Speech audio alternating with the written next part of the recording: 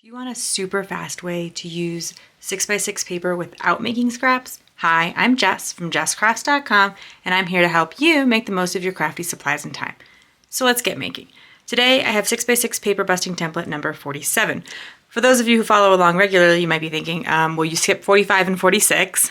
You'll see that that's true because they are going to be part of collaborations going forward, so those are kind of scheduled at certain times, but they are coming. So you kind of know there's two more promised, but it also means that there are like 40 something other templates if you've never seen mine before. So I have 40 different ways of cutting 6x6 paper and assembling them into cards without making scraps, specifically A2 size cards. I also have these templates for A2, 12 by 12, 8.5 by 11, 6 by 8, and then I have like A2, 5 by 7, slimline, etc.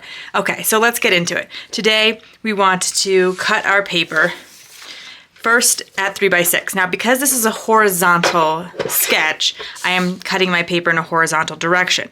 With this particular paper that I'm cutting, it doesn't actually matter because it is non-directional pattern paper. It's just these dots. This is part of a Michael's Recollections pack. It is a graduation pack, but I wanted to use some of the papers for another idea. And a bummer about their paper is it's not exactly 6 inches when you cut that little strip off. It is really, really close though. And then we're gonna cut it to 3 by 6. Once you have one 3 by 6 inch piece, you're going to get enough to make one card out of that by cutting it at 4.5 by 3. Now, you do not have to remember any of this because this is a downloadable template at jesscrafts.com, or you click the link in the video description and you can print this template and then it will have all of those measurements for you. We are also going to use some cardstock mats. You don't have to, but particularly in the case where I'm going to use the same pattern paper for both parts of the card, it helps to separate it. If I were to layer this on top of each other with no cardstock in between, it's kind of just going to fade into the background. Although, with this particular one, I might change it up a little bit. I was going to use gray cardstock as my mat, but it might be more fun if it were a shiny cardstock because this pattern paper pack did come with some shiny silver. I was going to show you my camera there, and gold. It's a little bit bold, but I think if you just matted this single piece, that could work out really well.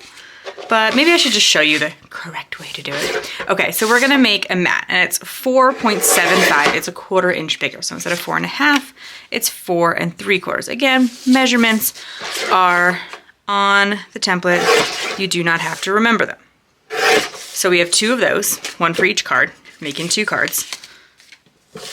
I actually need a handful of the theme. I'm gonna make some teacher cards today. I need a few of them.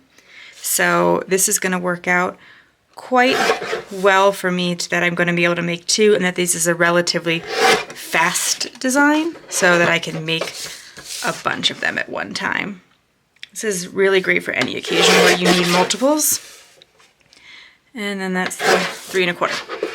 Okay, so now I have all of my pieces. I'm going to tape my pattern paper to my cardstock. You could stop and cut something out of the center. I don't need anything for this particular card, so I may not today, but that can always save you a little bit of resources. So for this strip that goes at the top, in the directions it says to cut it to 3 1/8 instead of 3 1/4. I accidentally cut it to 3 1/4.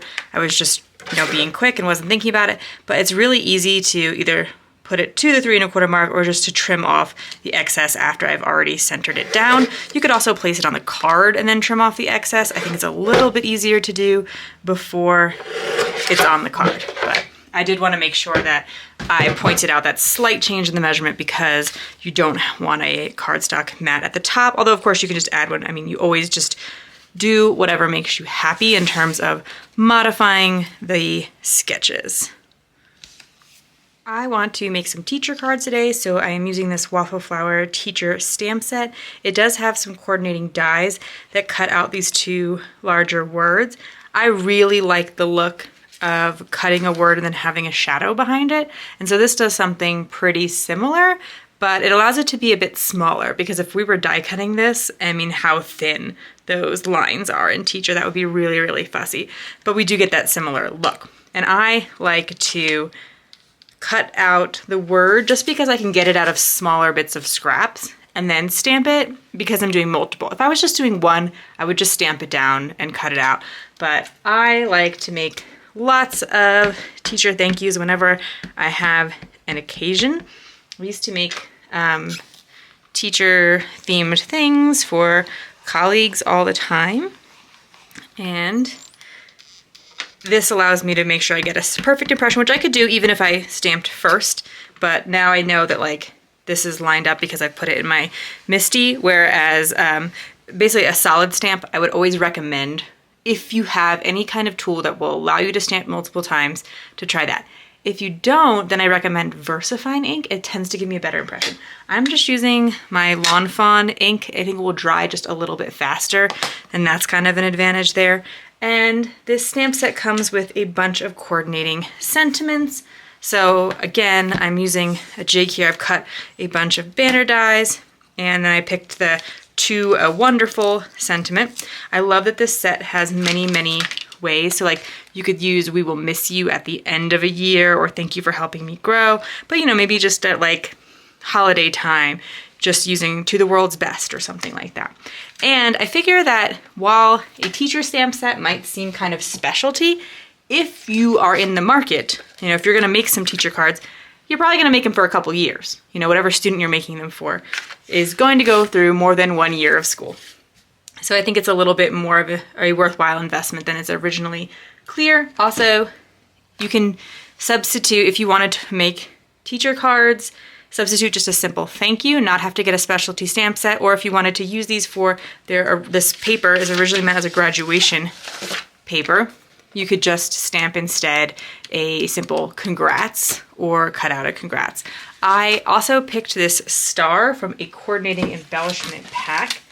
You could cut some stars out of the included shiny paper there in the back, but you can see this is much, much shinier than these stars are. And when you cut stars out of a paper, you get some awkward scraps. I actually have a video where I've cut out some stars from shiny paper, and I show you what to do with your leftover so that you're really maximizing it and you're not having to throw away some gold glitter cardstock or anything like, or you know, more like specialty stuff.